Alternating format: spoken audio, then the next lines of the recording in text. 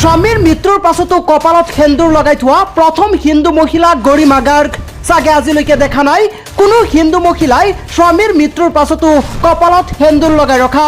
স্বামীক কিমান ভাল পালে ইমানখিনি কৰিব পাৰে।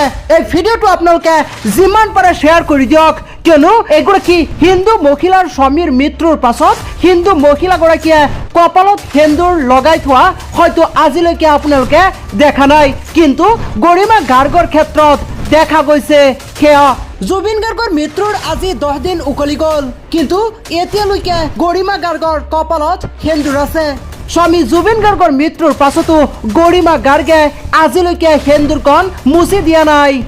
সঁচাই এয়াই হৈছে ভালপোৱা।